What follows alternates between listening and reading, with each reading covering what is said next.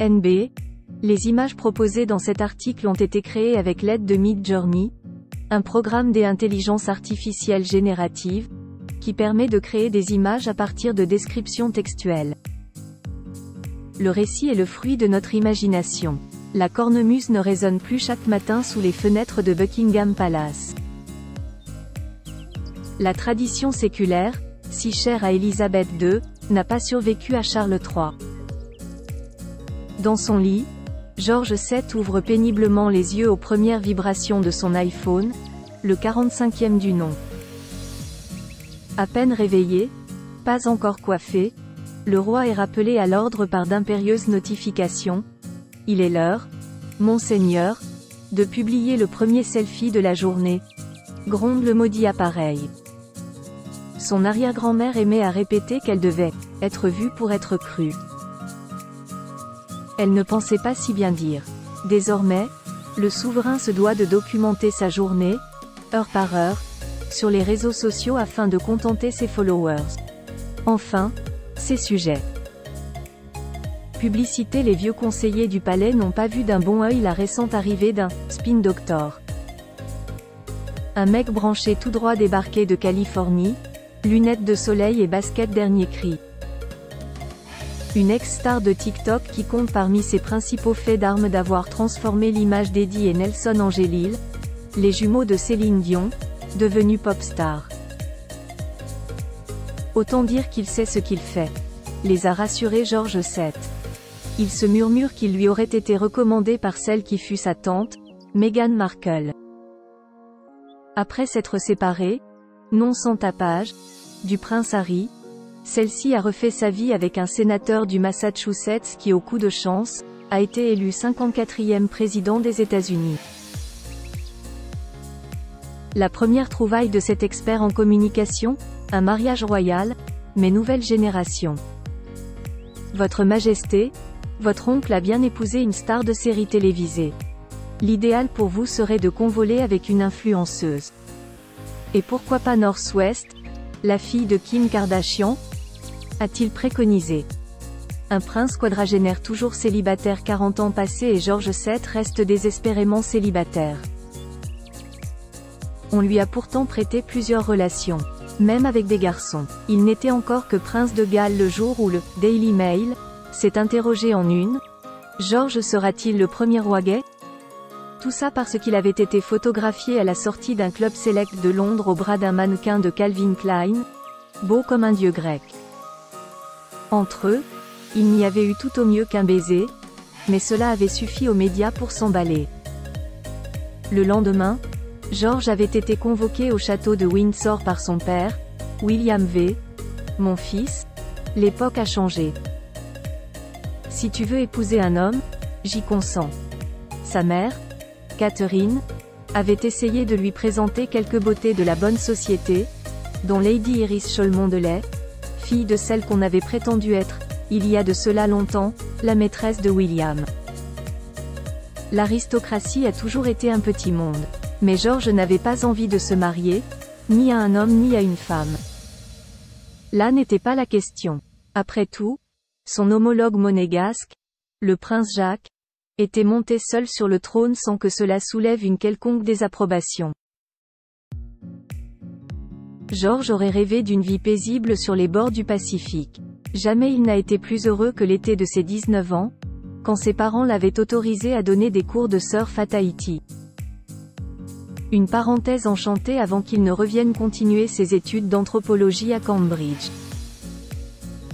Plombant. Le roi est mort, vive le roi. Comme souvent chez les Windsor, le destin avait précipité les événements. Un an plus tard, le 6 mai 2033, Charles III s'éteignait dans son sommeil des suites d'une longue maladie, 10 ans, jour pour jour, après son couronnement. Le règne de William V, que les chroniqueurs prédisaient long, n'aura duré que 15 ans. Le 22 décembre 2048, alors que la famille royale se préparait à fêter Noël à Sandringham, comme le veut la tradition depuis Édouard VII, William V avait été victime d'un accident vasculaire cérébral, duquel il était ressorti vivant mais paralysé. Impotent, cloué dans un fauteuil roulant, il s'était résolu à abdiquer. Une première en Angleterre, où jamais un monarque n'avait renoncé au trône pour des raisons de santé. Le 10 avril 2050, George VII est couronné. Élisabeth II avait fait entrer les caméras de la BBC dans la cathédrale de Westminster, lui y invite celle d'Instagram. Pour autant, la cérémonie ne perd rien de son sacré ni de son folklore. Les équipes de Buckingham Palace ont même recommandé au nouveau souverain de renouer avec les fastes surannés qu'avait abandonné son père. Le public, accro aux fictions historiques diffusées sur Netflix, réclame plus d'hermine, de diadèmes et de carrosses. Voilà à quoi en est réduit l'ancien empire le plus puissant de la planète, un spectacle d'opérette. D'ailleurs, la monarchie n'intéresse plus grand monde, surtout pas les jeunes. Dans les sondages d'opinion, les partisans de la République ne cessent de gagner du terrain. Au point que l'un des leurs a posé ses valises au 10 Downing Street. Ce nouveau Premier ministre, véritable poil à gratter, ne s'incline même pas devant Sa Majesté quand il se présente pour leur tête-à-tête hebdomadaire. Tout se perd. Un prince exilé, un autre de retour, eh bien, qu'il abolisse cette monarchie s'il l'exècre autant, c'est un jour emporté George VII lors d'un déjeuner familial à Balmoral. Cette seule idée a glacé d'effroi la reine-mère, Catherine. Elle, la roturière qui a voué sa vie à la couronne, dans les joies comme dans les peines. Son si fragile petit cœur ne méritait pas de telles frayeurs. Il avait déjà assez souffert quand, en 2042, le prince Louis, rebelle de la fratrie, avait décidé de tout plaquer pour ouvrir une boutique de CBD à Copacabana. Pour s'en justifier, il avait cité son oncle Harry qui, en 2020, avait lui aussi rompu avec la firme. Un mauvais exemple puisque depuis le duc de Sussex a déchanté. Il est rentré au pays et dans le rang. Désormais, il gère le domaine de Highgrove, ancienne propriété de son père, et ne rate pas une célébration officielle. Comme pour rattraper le temps perdu. Ses enfants, le prince Archie et la princesse Lilibet, ont eux aussi quitté les États-Unis pour prêter main forte à la firme. Le Commonwealth s'est réduit comme peau de chagrin. Sous Charles III, puis William V, la plupart de ces royaumes lointains ont pris leur indépendance. L'Australie, le Canada, la Jamaïque, la Papouasie, tous sont devenus des républiques. Seul l'archipel des Tuvalu a voulu garder George VII pour chef d'État, mais celui-ci n'a jamais daigné y mettre les pieds. Quant au Royaume-Uni, il s'est lui aussi dispersé, voyant l'Écosse puis l'Irlande du Nord obtenir leur autonomie. Quel legs laissera George VII, et à qui? La question est sur toutes les lèvres. Si, à sa mort, le roi n'a pas de descendant, sa sœur, Charlotte, devra lui succéder. Malgré un âge qui sera certainement avancé. Au fil des décennies, l'unique fille du roi émérite William V et de la reine-mère Catherine est devenue un modèle de vertu. De mémoire de Royal Watcher, on n'avait pas vu membre de la firme si zélée depuis Anne, dont Charlotte a hérité du titre de princesse royale, en plus de son incroyable dévouement à l'institution.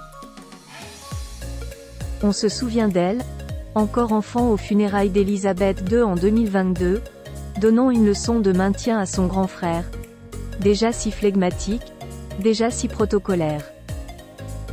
Le 24 juin 2046, la princesse Charlotte a épousé Gaston d'Orléans, comte de Paris et prétendant au trône de France, en la cathédrale Saint-Paul de Londres. Le mariage du siècle, s'est-on enthousiasmé des deux côtés de la Manche. Si l'expression a été rebattue au fil des décennies, elle traduisait cette fois parfaitement la magnificence du moment.